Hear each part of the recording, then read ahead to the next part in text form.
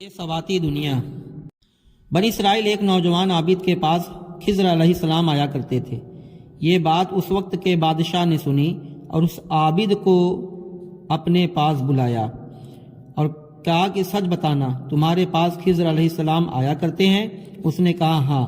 بادشاہ نے کہا اب جب وہ آئیں تو انہیں میرے پاس لے آنا، اگر نہیں لاؤ گے تو میں تمہیں قتل کر دوں گا۔ چنانچہ خضر علیہ السلام ایک روز اس کے پاس تشریف لائے تو اس عابد نے ان سے سارا واقعہ بیان کر دیا۔ آپ نے فرمایا چلو میں اس بادشاہ کے پاس چلتا ہوں۔ چنانچہ آپ اس بادشاہ کے پاس آئے۔ بادشاہ نے پوچھا آپ ہی خضر ہیں؟ آپ نے فرمایا ہاں میں خضر ہوں۔ بادشاہ نے کہا تو ہمیں کوئی بڑی عجیب بات سنائیں۔ فرمایا میں نے دنیا کی بڑی بڑی عجیب باتیں دیکھی ہیں، مگر ان میں سے ایک سناتا ہوں، لو سنو۔ میں ایک مرتبہ ایک بہت بڑے خوبصورت اور آباد شہر سے گزرا۔ میں نے اس شہر کے ایک باشندے سے پوچھا یہ شہر کب سے بنا؟ تو بولا کہ یہ بہت پرانا شہر ہے، اس کی ابتدا کا مجھے علم نہیں ہے، نہ ہمارے باپ داداؤں کو، خدا جانے کب سے یہ شہر آباد ہے۔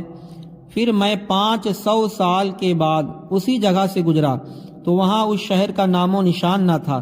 وہاں ایک جنگل تھا اور ایک آدمی وہاں لکڑیاں چن رہا تھا۔ میں نے اس سے پوچھا یہ شہر برباد کب سے ہو گیا؟ وہ شخص ہنسا اور کہنے لگا یہاں شہر کب تھا؟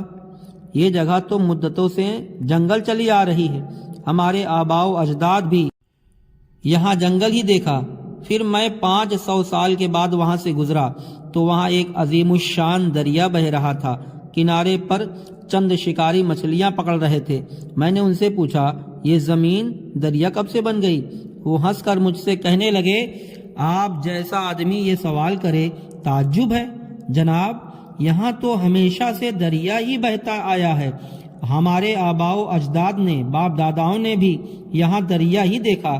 پھر میں 500 سال کے بعد وہاں سے گزرا تو وہ جگہ ایک بہت بڑے میدان دیکھا جہاں ایک آدمی کو پھرتے دیکھا، یعنی ٹہل رہا تھا۔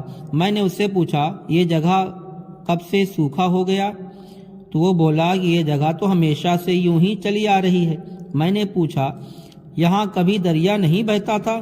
وہ بولا ہرگز نہیں، ہم نے نہ ایسا دیکھا نہ اپنے آباء و اجداد سے سنا۔ پھر میں نے 500 سال کے بعد وہاں سے گزرا تو وہاں پھر پہلے شہر سے بھی زیادہ ایک عظیم الشان شہر دیکھا۔ میں نے ایک باشندے سے پوچھا یہ شہر کب سے ہے؟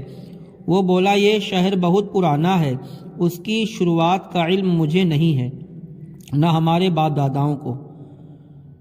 عجائب المخلوقات اور حاشیۃ الحیوات الحیوان صفحہ نمبر 129 جلد نمبر 1۔ اس واقعہ سے سبق یہ دنیا ہزاروں رنگ بدلتی ہے اور اس کی کسی چیز کو دوام و قیام حاصل نہیں ہے، لہٰذا ایسی نا پائیدار دنیا میں دل لگانا نہیں چاہیے، اپنی عاقبت کی فکر کرنا چاہیے۔ جہاں کی ہر چیز پائیدار ہو، ہمیشہ کے لیے کام آنے والی ہو، وہاں کی فکر زیادہ ہونی چاہیے۔